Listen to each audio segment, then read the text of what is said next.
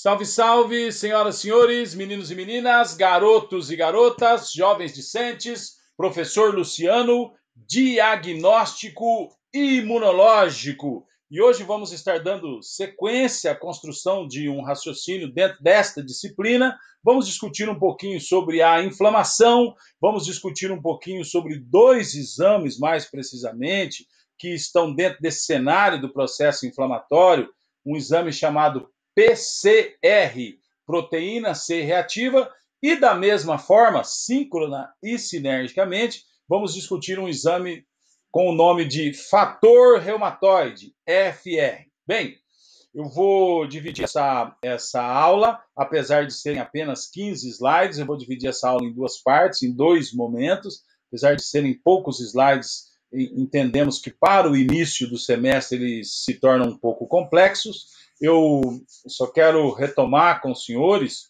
e senhoras que nós iniciamos essa disciplina abordando alguns conceitos básicos da patologia, fizemos algumas proposições, trouxemos à tona alguns termos, fomos introduzindo um vocabulário novo para nós aí, ou pelo menos com um novo ângulo de visão, né? Também quero repetir e retomar com os senhores que essa é uma ciência translacional, é uma matéria que atua de forma cíclica, então nós visitamos a todo momento novos conceitos já vistos lá atrás, não é?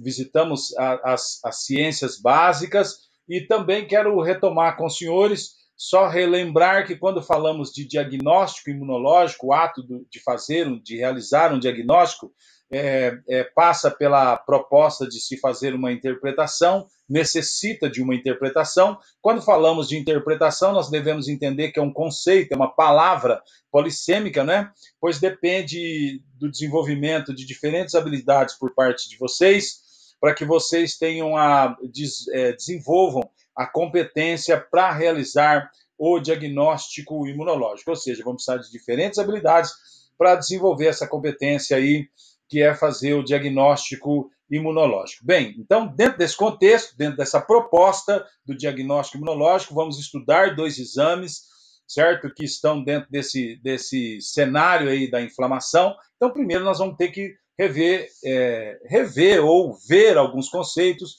sobre o processo inflamatório. Então, você vem comigo aqui na tela, o processo inflamatório. A gente só vai fazer essa introdução para quê? Porque você não ficar perdidão quando a gente for falar deste exame da proteína C reativa e do fator reumatoide. Às vezes você está com alguns conceitos aí não tão frescos na memória, né? Você, às vezes, perdeu algumas definições aí no meio do caminho. Eu vou retomar alguns deles com vocês aqui de forma inicial, antes da gente partir para ver estes dois exames propriamente ditos, né?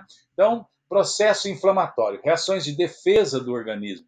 Quais são os principais objetivos do processo inflamatório, de um processo inflamatório, né? De uma forma bem simples, é a ideia de identificar, eliminar, muitas vezes até diluir o agente agressor e realizar o reparo do tecido sobrevivente, do tecido que ficou ali, tá? Eu também quero caminhar com os senhores numa outra definição bem simples. Lá no começo, quando nós expusemos o nosso plano de ensino, fizemos um mapa conceitual, pedi a vocês que, quando possível, imprimam essas aulas, né? E, quando possível, também deixe um caderninho aí para vocês fazerem a anotação. Então, a inflamação também pode ser definida, uma inflamação pode ser definida como uma reação complexa de tecido conjuntivo vascularizado, uma reação complexa, certo? De tecido conjuntivo vascularizado a qualquer estímulo. Então, pode haver um estímulo endógeno e desencadear um processo inflamatório. Qual, por exemplo, professor? Uma reação, uma doença autoimune, por exemplo, tá? E eu posso ter um processo exógeno.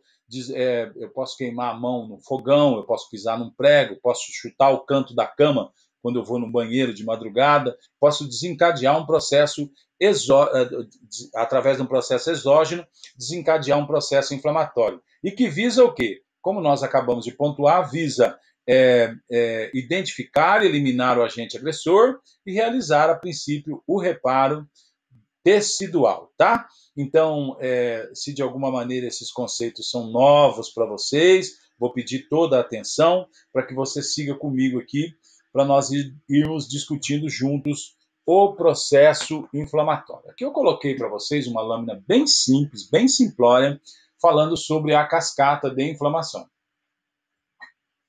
Então, nós acabamos de ver que a inflamação, o que é? É uma busca, certo? É um pensamento para quê? Do teu organismo, para tentar eliminar patógeno e fazer reconstituição de tecido, tá? Então, aqui uma lâmina falando da cascata de coagulação, dos desdobramentos de um processo inflamatório. Então, os senhores vão ver ali num formato de um raio, mostrando um estímulo lesivo. Então, de forma inicial, eu tenho um estímulo lesivo. Esse estímulo lesivo vai fazer o quê? Vai ativar uma enzima, certo? Chamada fosfolipase A2, certo? Fosfolipase A2. Essa enzima, que quando ativada por um estímulo lesivo, vai fazer o quê? Vai liberar um produto chamado, uma substância chamada ácido araquidônico da membrana celular, tá? Então, eu tenho na membrana celular um produto, uma substância, um constituinte chamado ácido araquidônico. Quando eu tenho estímulo lesivo, qual estímulo lesivo? Dos mais diferentes possíveis. Pisei num caco de vidro, chutei o canto da porta, mordi de uma forma muito intensa a língua, N fatores, tá? Eu tenho um estímulo lesivo e eu vou ativar essa fosfolipase A2, que vai fazer o quê? Ela vai liberar ácido araquidônico desta membrana celular, conforme o senhor está observando nesse esquema. Liberei o ácido araquidônico, este ácido araquidônico vai sofrer a ação de enzimas denominadas COX, mais precisamente ciclooxigenase. Mais uma vez, eu tenho um estímulo lesivo, eu ativo fosfolipase A2, ela retira ácido araquidônico da membrana celular, e esse ácido araquidônico vai servir como substrato, certo? Vai receber a ação da ciclooxigenase, vai funcionar como substrato para a produção de mediadores inflamatórios. Professor, quais mediadores? Prostaciclina, prostaglandinas, por exemplo, e tromboxano. O que as prostaciclinas fazem, professor? Vasodilatação e inibição da agregação plaquetária. O que mais que elas fazem? As prostaglandinas, prostaciclinas, vasodilatação e inibição da agregação plaquetária. Prostaglandinas, ela ajuda na produção da dor, da febre, ela também vai fazer vasodilatação. E o tromboxano, agregação plaquetária e vasoconstrição. Vamos retomar?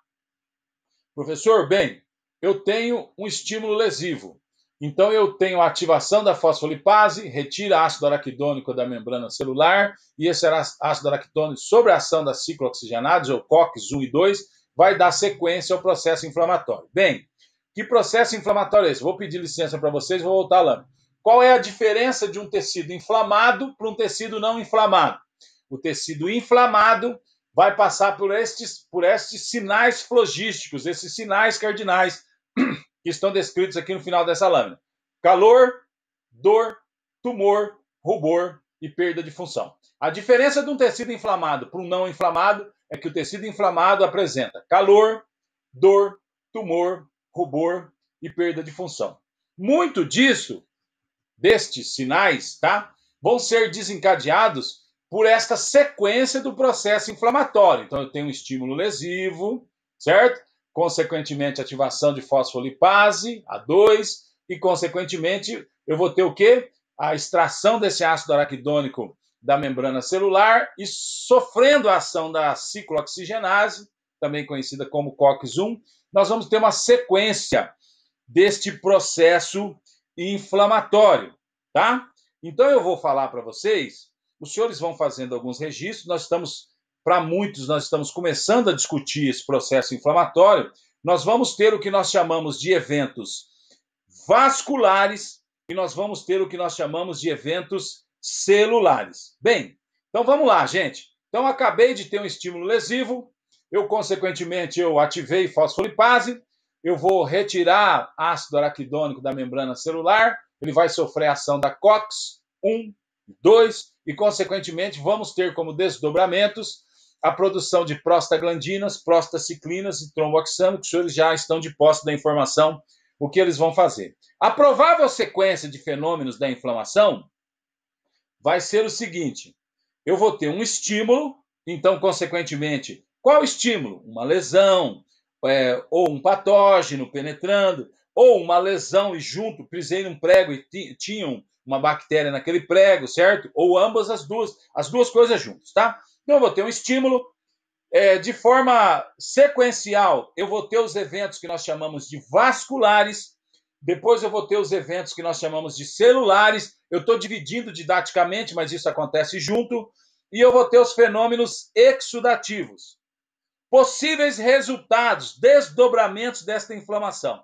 Ou eu vou ter regeneração, ou eu vou ter cicatrização, ou eu vou ter uma inflamação, um avanço, progredindo para a inflamação crônica. Mais uma vez, nós estamos construindo um raciocínio dentro do diagnóstico imunológico.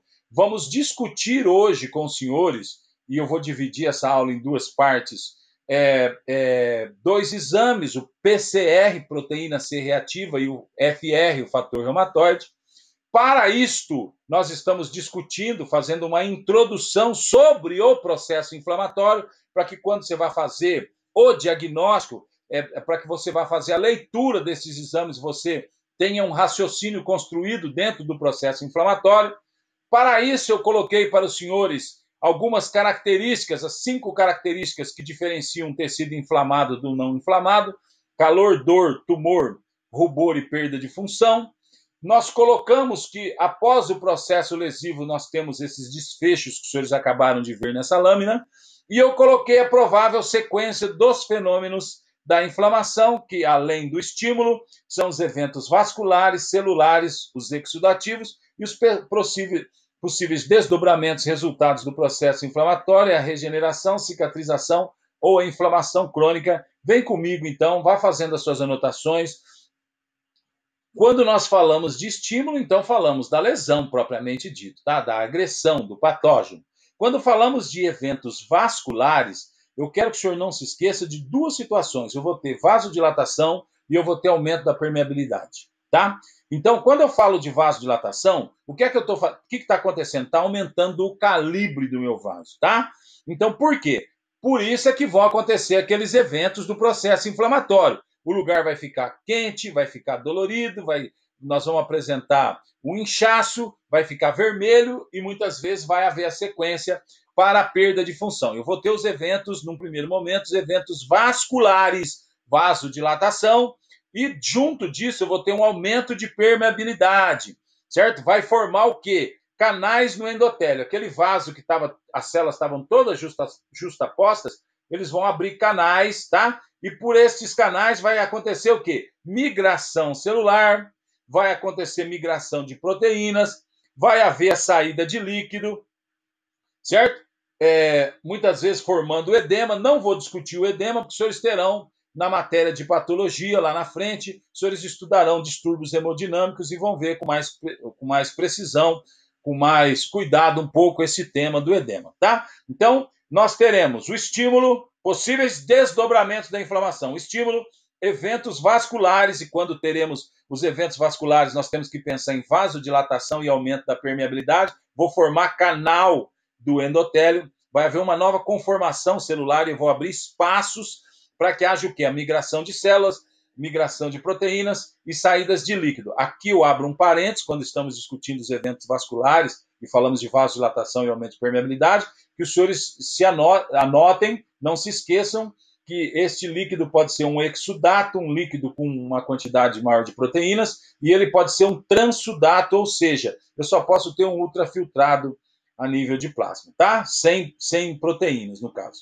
Então, eu vou ter os eventos vasculares, eu vou ter os eventos celulares. Quais são os eventos celulares? Tudo que vai acontecer com respeito às células, tá? Vamos estudar isso de forma detalhada aqui e na imunologia, de forma inicial na imunologia, lógico, né?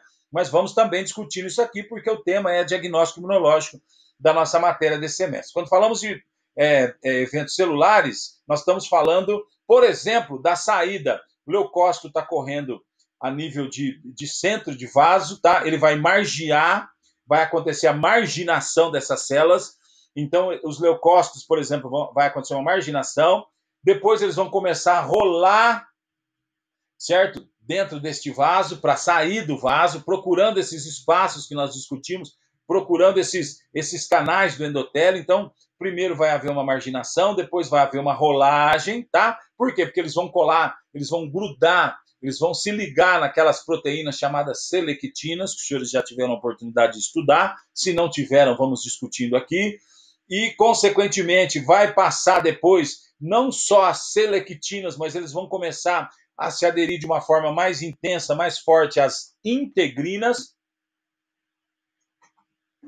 saem do vaso e vão por quimiotaxia, por atração, por quimiotaxia aonde? Lá no local onde eles estão sendo necessários. Quem é que vai produzir isso? As células que nós vamos discutir no sistema imunológico. Já pontuei com vocês lá nas nossas introduções, tanto na imunologia como no diagnóstico imunológico.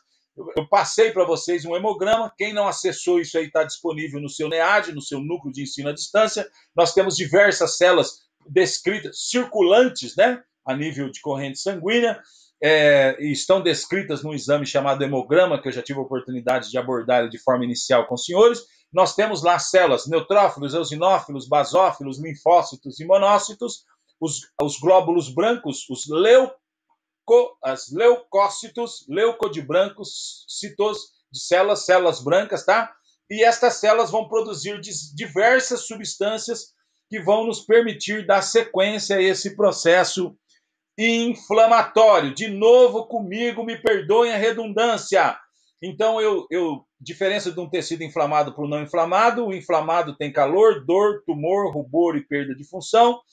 Os eventos que vão dar sequência ao processo de inflamação, estímulo, eventos vasculares, celulares e fenômenos exudativos. Quando falamos de eventos vasculares, estamos discutindo vasodilatação e aumento de permeabilidade.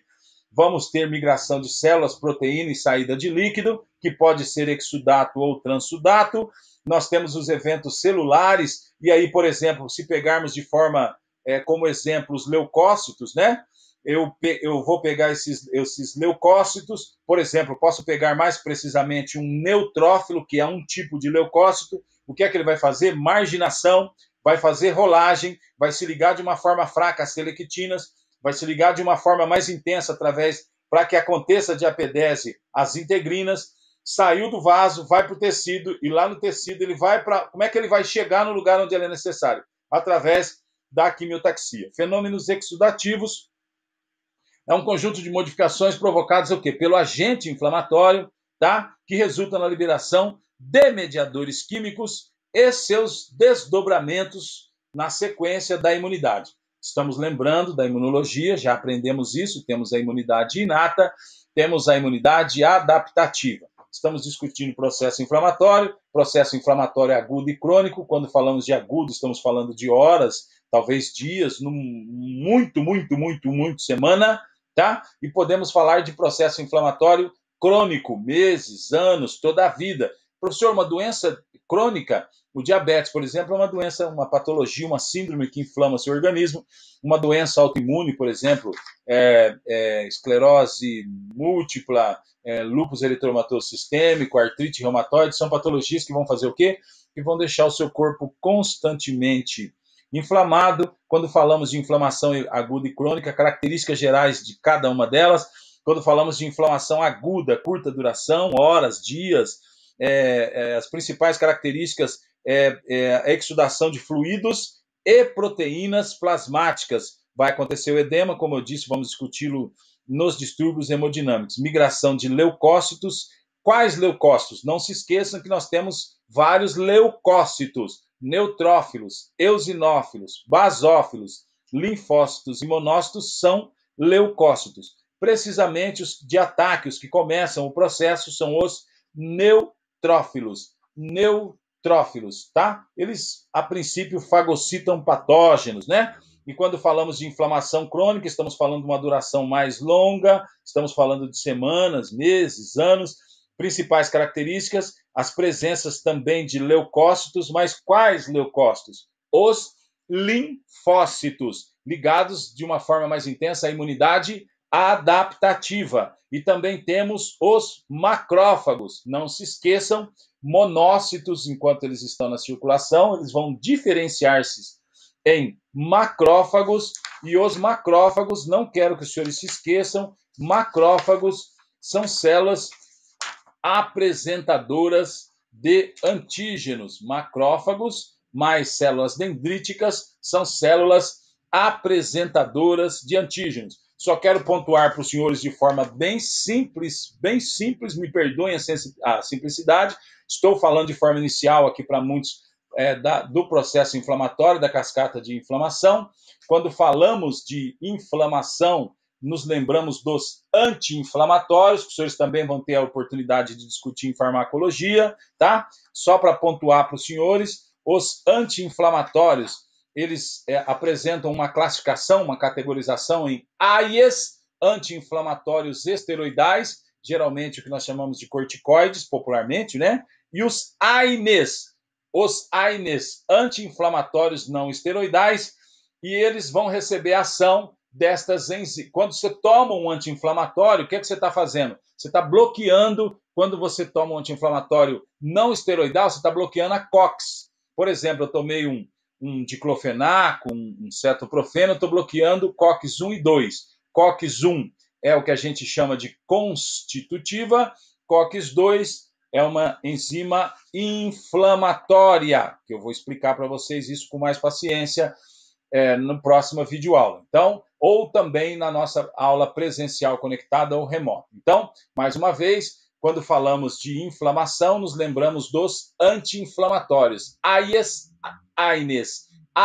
anti-inflamatórios esteroidais, também conhecido popularmente como os corticoides. AINES, anti-inflamatórios não esteroidais. Temos os que atuam direto na COX-1, ou seja, na 1 e na 2, a 1 é constitutiva e a 2 é inflamatória. Qual é o problema de atuar nos dois? Bom, vantagem, o produto é mais barato. Desvantagem, a 1 é constitutiva. Por exemplo, ela atua também na formação de muco no estômago. Eu tenho uma chance de tomar anti-inflamatório de uma forma muito prolongada e apresentar, por exemplo, uma gastrite ou uma úlcera. E os AIES, aonde que os AIES vão atuar? Lá na fosfolipase A2. Os AINES atuam, eles deixam o processo inflamatório já ter uma sequência e atuam ali na COX, certo? E os AIES, os anti-inflamatórios esteroidais, atuam lá no começo, lá na fosfolipase A2, tá? Então, por exemplo, nós temos a prednisona, a prednisolona, a dexametasona, certo? São produtos que vão atuar mais no começo, de uma forma mais ampla no processo inflamatório, mas tem mais contraindicações. Por exemplo, a síndrome Cushingoide, eu vou apresentar, que é um desdobramento do uso intenso dos anti-inflamatórios esteroidais, vou apresentar a obesidade central, vou apresentar, posso desenvolver o diabetes, a osteoporose, eu posso desenvolver o hirsutismo, o crescimento de pelos, a baixa estatura, eu posso desenvolver estrias violáceas, umas estrias mesmo assim, ficam bem avermelhadas, não ficam muito bonitas, não esteticamente falando, tá? Bem, eu creio que eu vou parar por aqui hoje, certo? E depois nós damos sequência na próxima aula, discutindo os novos slides, adentrando com você, mais precisamente, em algumas células que são produzidas no meu corpo, no seu corpo, tá? As células de origem linfóide, de origem mieloide, e cada mediador químico que essas células produzem, cada ação dessas células no nosso organismo e, consequentemente, a ação delas nos desdobramentos do processo inflamatório. Eu quero agradecer a você, muito obrigado e até mais.